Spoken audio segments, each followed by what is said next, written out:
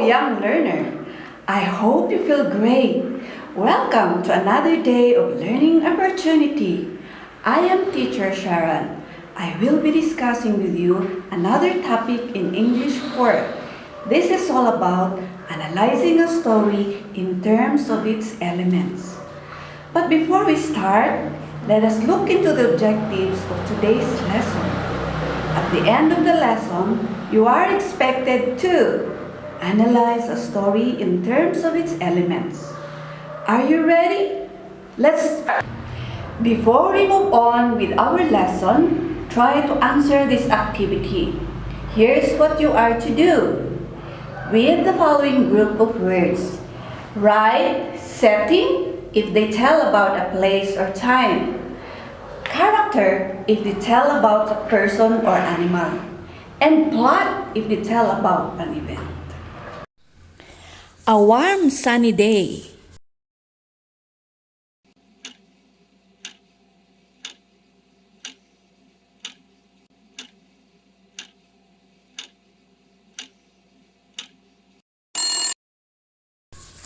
Setting. Fairy godmother.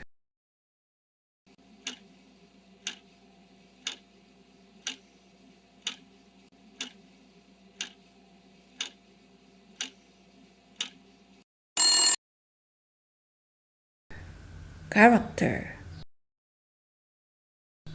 They went to the mansion to attend a party.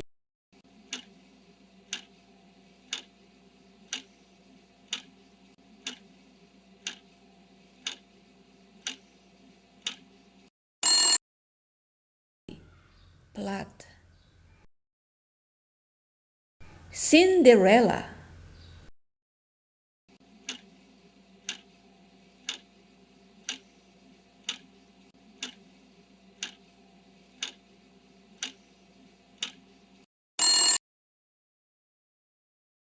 Character. And Friday night.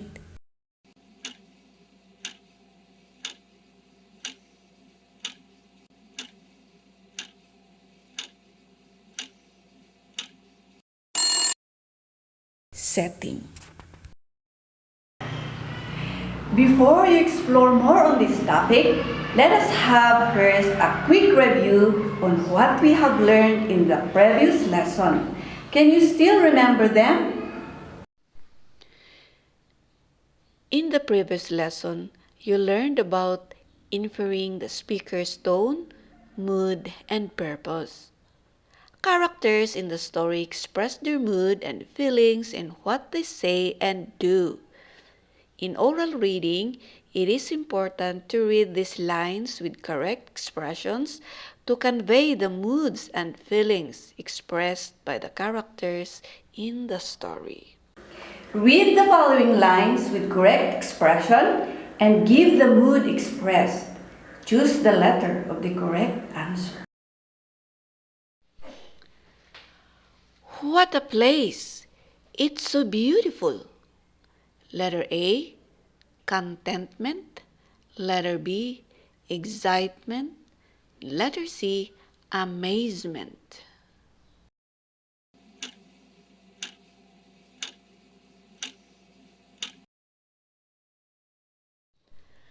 Okay, let's check your answer. Number 1, what a place! It's so beautiful. The answer is amazement, letter C. Oh, my dog is hurt. A, worried. B, joy. C, excitement.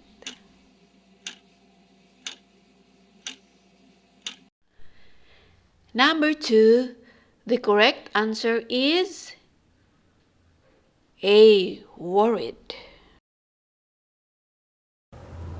Well done! You already know how to infer the speaker's tone, mood, and purpose. You are ready to move to the next lesson. Do you appreciate the things around you? Do you follow what your parents say to you? How does John change from his bad habits. Let us find out in the story. The Naughty Boy. John is a naughty boy.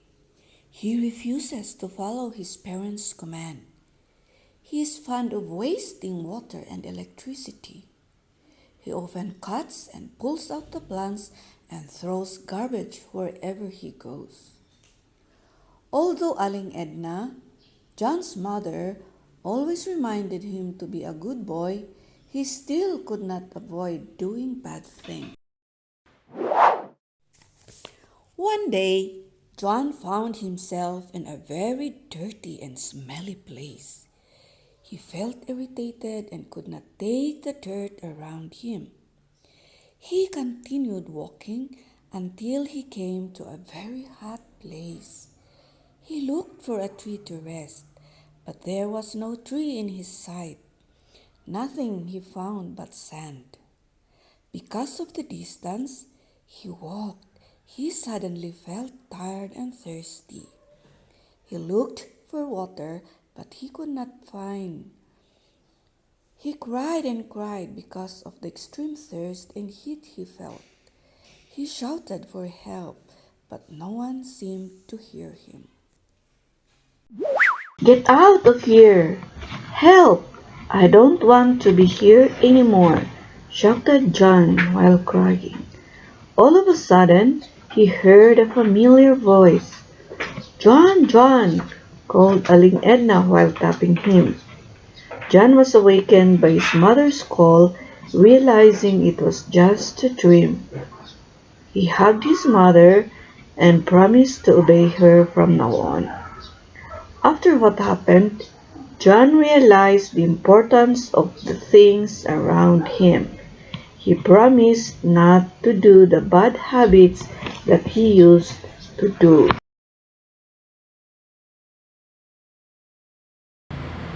After reading the story, answer the following questions. Number 1. Who is the boy in the story?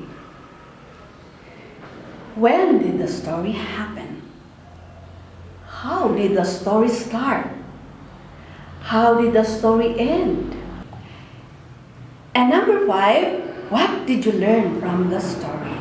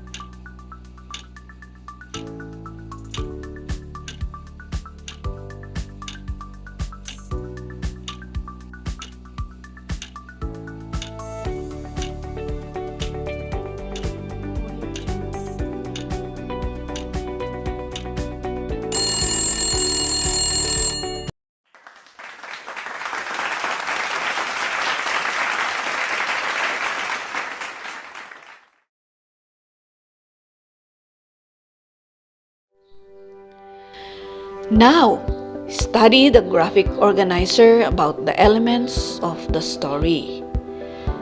The setting talks about the place and time that the events in the story happen. The characters are the people or animals in the story. A plot is the sequence of the story. The plot has parts, and these are beginning, middle, and ending. Beginning is the start of the story, and it gives the problem faced by the main character. The middle of the story presents the actions made by the characters to solve the problem. The ending is the end of the story, and it gives solution to the problem. Complete each sentence by filling the correct word. Choose the answer in the parentheses. The blank talks about the time and place the events in the story happened. Choose from the three: setting, character, plot.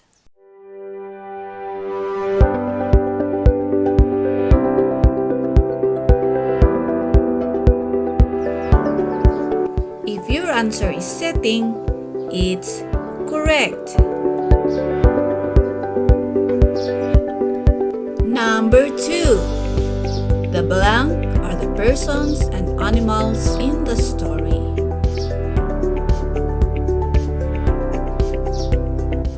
The answer is characters.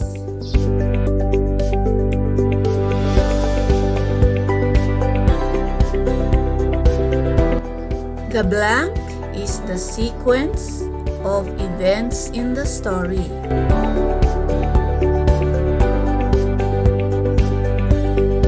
Plot is the correct answer.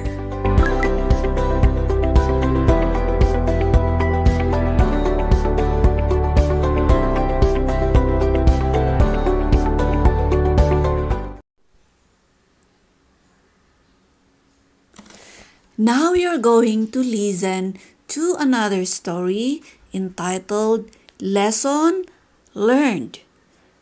Take note of the character, setting, and plot. Lesson learned. Once there was a child named Belle. She was a child with an unusual behavior. She did not want to take a bath nor brush her teeth. Belle loved to play with mud, so her clothes were completely dirty most of the time. She often falls asleep without cleaning her body and brushing her teeth. Although Aling Jenny, Belle's mother, keeps reminding her to take a bath, she always makes lots of excuses. One day, Belle went out to play with her friends. Instead, her friends avoided her because of her smell. No one wanted to play with her, so she got home and played alone. While playing in the backyard, Belle felt irritation in her skin. She cried for help because the itchiness was intolerable. Aling Jenny ran quickly to rescue her daughter, who was crying and shouting for help. She advised Belle to immediately take a bath. Belle realized the importance of being clean. She learned from her experience, and since then, she always makes sure to keep her body clean.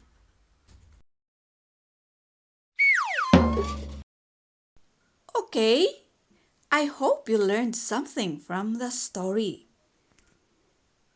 This time, copy the graphic organizer on your clean pad paper. Study the phrases and place them in the appropriate boxes in the graphic organizer. 5 minutes will be appropriated for this activity. Timer starts now.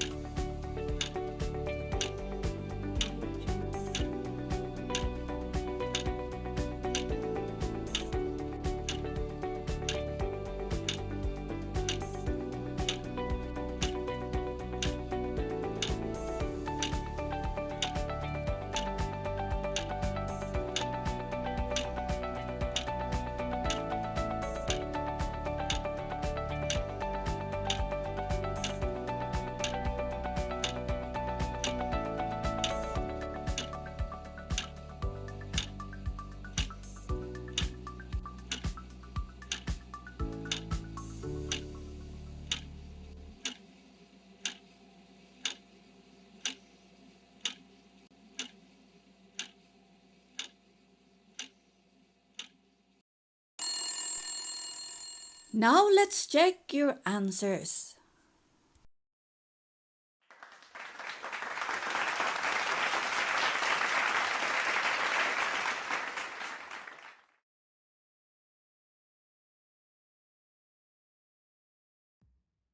Very good! You have understood our lesson very well. That ends our lesson for today. Have a good time until next time.